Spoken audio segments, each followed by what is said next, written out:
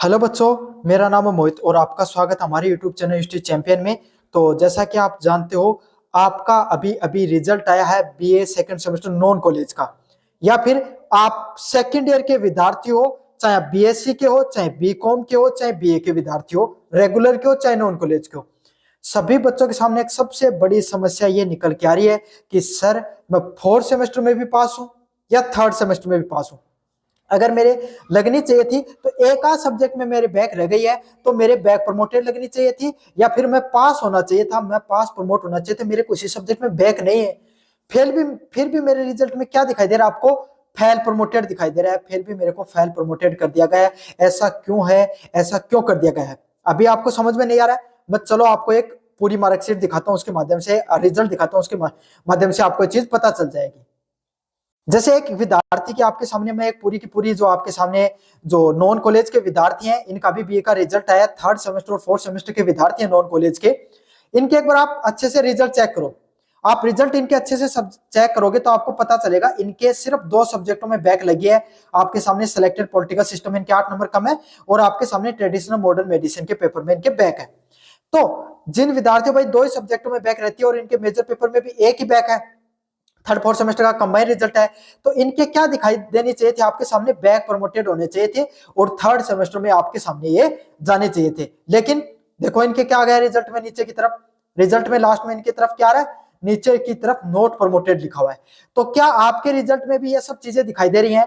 तो आज इसी चीज पर अपन बात करेंगे कि क्यों आपके सामने आप एक दो सभी सब्जेक्टों में पास हो, फिर भी आपके सामने फेल प्रमोटेड। आपके सामने एक दो सब्जेक्टों में बैक है तो आपको बैक प्रमोटेड करना चाहिए, फिर भी आप फेल प्रमोटेड। ऐसा क्यों है? आज इसी चीज को अपन समझेंगे विस्तार से आपके सामने, और इसका क्या सॉल्यूशन है इसके बारे में भी अपन जानकारी प्राप्त करेंगे। देखो बच्चों, अब आपको ये जो समस्या है, इस समस्या का समाधान समझने के लिए आपको सबसे पहले क्या करना होगा?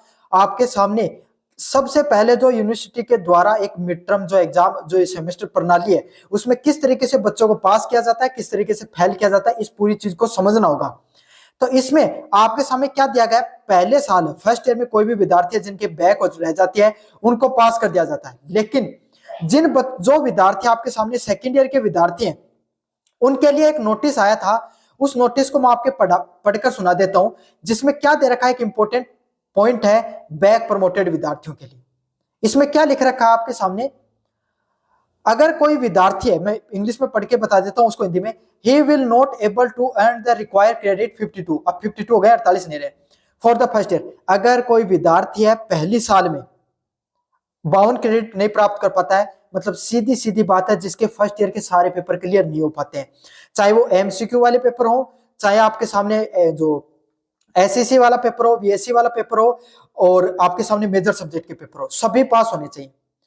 Then he will be not permitted from the current year. मतलब अगर कोई विद्यार्थी है फर्स्ट ईयर में अगर 52 क्रेडिट नहीं प्राप्त कर पाता आपके सामने, मतलब पहले साल के पूरे आपके सामने पूरे पेपर क्लियर नहीं कर पाता है, तो उसको करंट ईयर कौन सा? सेकेंड ईयर का। क्यों? एक बार देख लो आप, ये सेकेंड ईयर के विद्यार्थियों के लिए, तो उसको क्या किया जाएगा? सेकेंड ईयर में से क्या नहीं किया जाएगा? Current year to the next year if until he earn the total credit from the previous year 48 52। मतलब कोई भी विद्यार्थी को जब तक वो फर्स्ट ईयर के पूरे 52 क्रेडिट नहीं क्लियर कर देता है, जब तक उसको सेकेंड ईयर से थर्ड ईयर में नहीं प्रमोट किया जाएगा। समझ में आ गया? मतलब इस नियम में साफ साफ यही बात कही गई है कि जिस विद्यार्थी को आपके सामने 52 क्रेडिट पूरे में से पूरे जब तक वो प्राप्त नहीं कर लेता है, तब तक उसको फर्स्ट ईयर से जो सेकेंड ईयर से थर्ड ईयर में नहीं क्लियर कर पास किया जाएगा। समझ में आ जाएगा? समझ में आ गया? That is for promotion from the current year to the next year, the student must have earn the all credit in the first year and in the second year. मतलब उस विद्यार्थी को जब तक आपके सामने फर्स्ट ईयर में और सेकेंड ईयर में कुल मिला के टोटल क्रेडिट स्कोर जब तक वो पास नहीं कर लेता है, तब तक उसको पास नहीं किया जाएगा। खास करके जो फर्स्ट ईयर के क्रेडिट है अगर आपके सामने, तब आपको ये जो बैक देखने को मिल रही है। तो शॉर्ट एंड स्वीट अगर मैं आपको सामने बात बताऊं, ये ऐसा इसीलिए हो रहा है क्योंकि आप थर्ड ईयर और फोर्थ सेमेस्टर में तो पास हो, लेकिन या बैक लगी है, लेकिन आपका फर्स्ट ईयर का कोई ना कोई पेपर क्या रह गया है? बैक रह गया है। इस वजह से आपको क्या कर दिया गया? फेल प्रमोटेड कर दिया गया।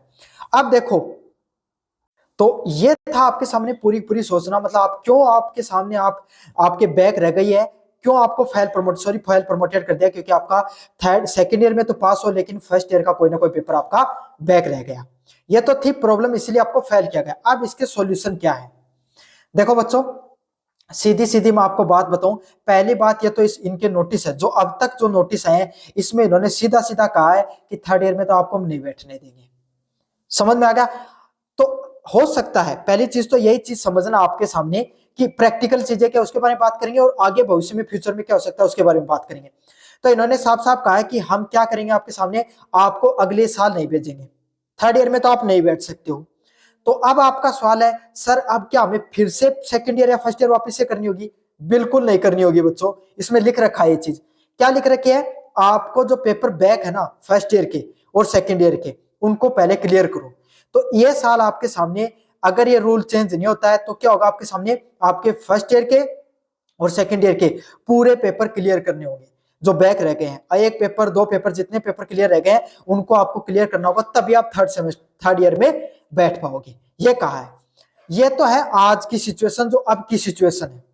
अब इसमें क्या बदलाव हो सकते हैं? बिल्कुल हो सकते हैं, क्योंकि सब कुछ यूनिवर्सिटी के हाथों में है। लेकिन बदलाव कब होगा? बदलाव घर बैठने से नहीं होगा।